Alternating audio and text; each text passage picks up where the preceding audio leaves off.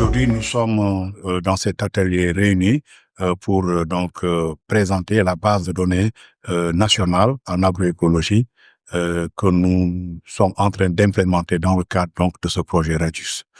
Dans cet atelier, en fait, nous allons présenter trois résultats.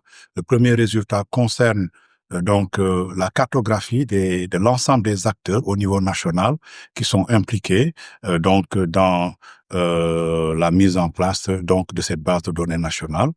Le deuxième résultat de cet atelier qui est attendu, c'est vraiment l'adoption de la feuille de route nationale sur la base de données nationale Radius.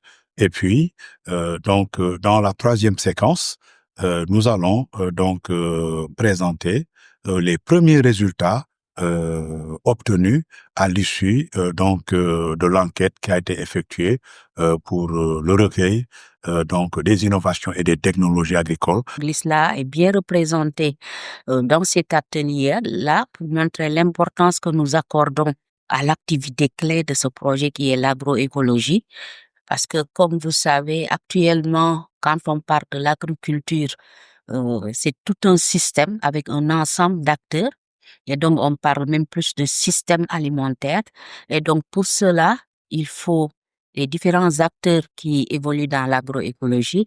Il faut une forte connectivité. Il faut un réseautage, il faut une plateforme fonctionnelle pour pouvoir impacter au niveau des bénéficiaires finaux et avoir les résultats escomptés qui sont la souveraineté alimentaire. Le ENDA aujourd'hui, sa préoccupation, c'est comment faire pour que cette plateforme, pour que ces connaissances soient mises à disposition pour des communautés paysannes tout d'abord, mais également de toute la communauté d'apprenants.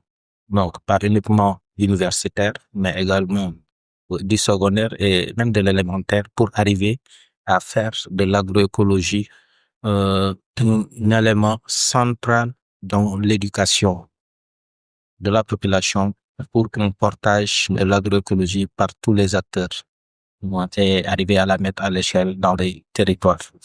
C'est avec un grand plaisir et un honneur de participer au nom de la FONS, qui est une fédération d'organisations paysannes qui évolue dans les 14 régions du Sénégal.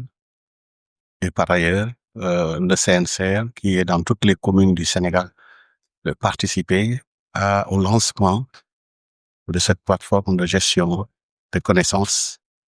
Nous avons pensé qu'il y a suffisamment de plateformes qu'on est en train de mettre en place, mais qu'il faut y arriver à une connexion de ces plateformes pour arriver à avoir une plateforme qui soit plus efficace que ce qu'on aurait pensé.